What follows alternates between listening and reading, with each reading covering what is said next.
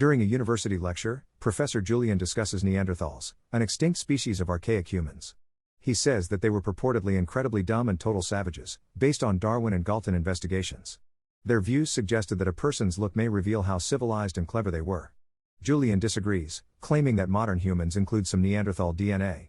He also tells that his boss discovered the world's only non-fossilized Neanderthal, called William after the scientist who identified Neanderthals as a distinct species.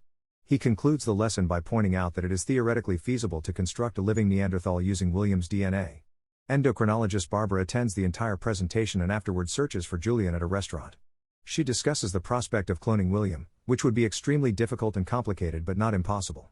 They spend their supper discussing the specifics of the procedure, and by the end of the evening, Barbara is intrigued as to why Julian is so preoccupied with Neanderthals in particular. To respond, Julian brings Barbara to his lab and shows her two stone tools, one created by Homo sapiens and the other by Neanderthals. There is no distinction between them, therefore Julian believes they may learn a lot about mankind by studying our closest cousin. That night, Julian and Barbara fall in love. From there, the duo begins working on the Neanderthal cloning project, and in just 2 years, they publish 3 groundbreaking articles on the topic. They also move in together and have a fantastic romantic relationship. Unfortunately, several major scientists and university donors have withdrawn their support due to concerns about the project's morality and the probable repercussions. However, the pair refuses to give up, and Barbara resolves to carry the cloned embryo while appearing to be pregnant normally. Afterward, the couple travels to Las Vegas and is married by an Elvis impersonator. A few months later, Barbara delivers birth in the hospital. Before passing the infant over to the joyful mother, the nurses exchange unpleasant looks. The pair isn't disturbed by the child's unattractive appearance, and Julian even kisses his forehead. Julian returns to the university some time later to pass off documents outlining what he and his wife had done. The higher-ups call an emergency meeting, concerned about the university's reputation. They dislike the project, but for the time being, they decide to be supportive in order to gain exposure and, hopefully, influence over it. The next morning, Julian prepares a press conference to inform the world about the Neanderthal clone made using cell nuclear transfer. A reporter inquires about the morality of it, so Julian shows them a sweet video of the infant and questions how something so beautiful could be unethical. After the session, Julian's employer reminds him that the board has the last decision on everything that happens with the project. After several years, the baby has grown into a young man named William. Barbara drives him to the woodland, where they say farewell before William leaves for his father's house. He looks around for a long before reaching the balcony, which has a fantastic view of the river. 2 tourists pass by in a boat, and when they see William's hideous visage, they begin rowing faster. William returns inside and discovers the antique stone instrument on one of the shelves. He's frightened by a noise, but it's his new tutor, Sarah. She explains that Julian is at work, and William feels nervous among strangers. That night, Julian joins them for dinner, and Sarah notes William eats a lot. Julian explains that William's metabolism is different and requires more calories than the average person. After dinner, Julian tells William that he is proud of him for following his aspirations. The next day, Sarah assists William with his studies and reveals that she is still working on finishing her dissertation. William is very strong at arithmetic, but English is difficult for him since he dislikes metaphors, which he considers to be lies. Meanwhile, at university, Julian informs his class about his research. When it all began, demonstrators complained every day because they considered cloning as unethical and a sin against God. However, William grew up as a normal child under Julian and Barbara's loving care, and the protesters ceased showing up. The news stopped talking about him because there wasn't any interesting clickbait about violent cavemen. According to theories, Homo sapiens drove Neanderthals to expansion through greater intellect, but Julian no longer believes that after years of watching his son. William began to communicate earlier than most youngsters and developed faster. He also shown equal or superior intelligence than his peers. William became ill one day and no medicine could heal him, but simply being his mother helped him recover. It turns out that his immune system is extremely strong and adjusts quickly, which has great promise for medical applications. After his class, Julian recalls the day he and Barbara split up. William had grown up in a lab, but Barbara wanted him to be free and lead a regular life. Julian, on the other hand, continued to perceive William as an experiment, reminding Barbara that he was not her biological son. Barbara was so offended by Julian's comment that she decided to leave him for good. Later, she obtained authorization from the university board to leave with William. They moved into a new house, and William was thrilled to have his own room. Barbara began working at the clinic but continued to conduct studies on the side, and Julian paid them frequent visits. The couple continued to work together to locate William a good school, even having to confront the principal for claiming the boy was not entirely human. Fortunately, William had a wonderful time at school and quickly became a close friend. Julian paid him a visit as promised, and they played outside while enjoying William's newfound freedom. Currently, William is using his break to exercise, demonstrating his great strength. Sarah summons him to continue studying and reads him a quote from The Great Gatsby, prompting him to provide his interpretation. This leads to an argument because William believes that no one, except the person themselves, should be able to decide what another person means. Another flashback shows William riding his bike down the street when a group of older kids notices him. They mocked him, calling him caveman, and began chasing him. At first, it appeared that William would escape, but he accidentally crashed his bike into the bridge and had to continue on foot. When the other boys attempted to grab him, William pushed two of them to the ground and injured the third's hand.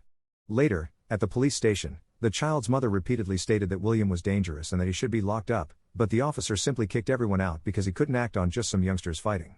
When they got home, Barbara instructed William to move away if anyone mocked him to prevent difficulties. Then William searched his name on the internet and discovered all of the articles about his birth, not to mention the protests. Reading about Neanderthals revealed that everyone thought they were savages. Barbara eventually began dating a new man, and Julian stopped coming to supper during his trips. He also stopped doing routine tests on William and had his assistant do it instead, which irritated Barbara.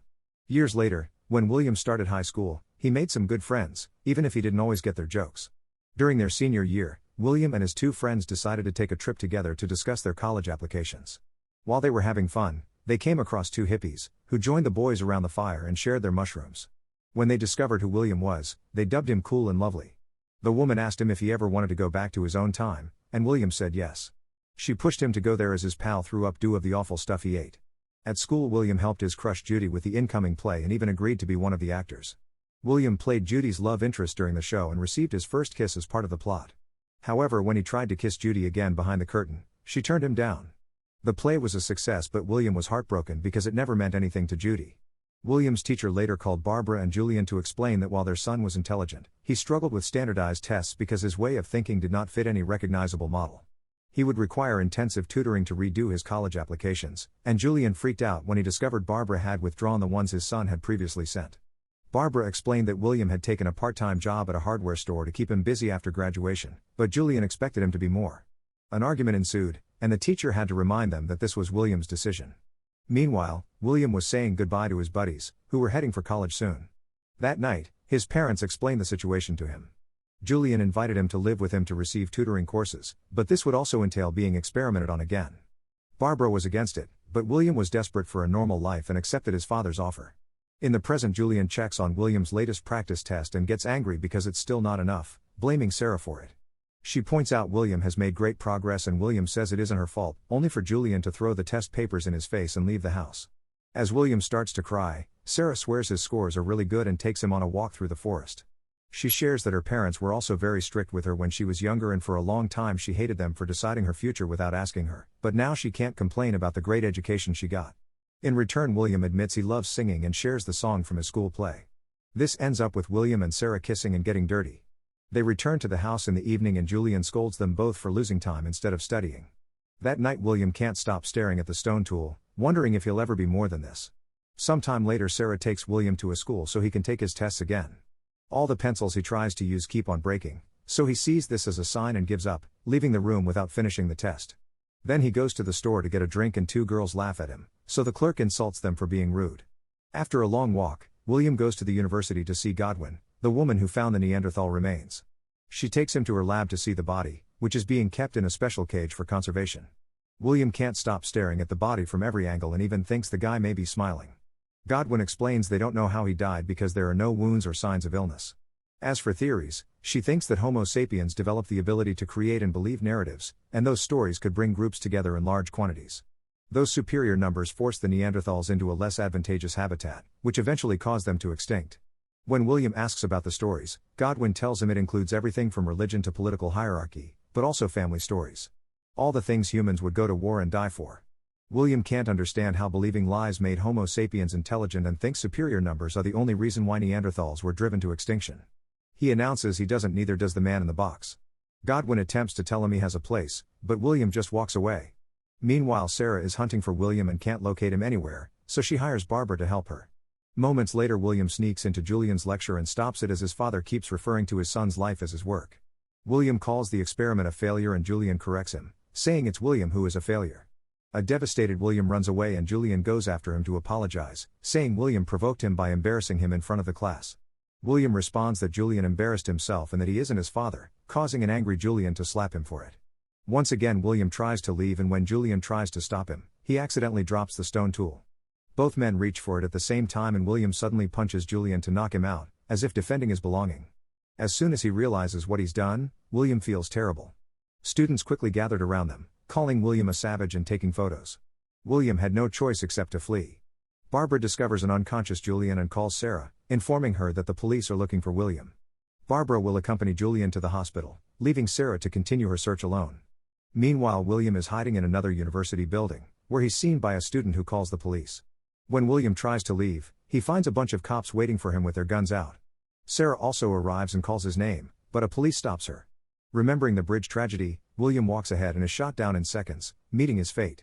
Several months later, Sarah returns to the location where Godwin discovered the Neanderthal. She brings a baby with her, hinting it's William's child.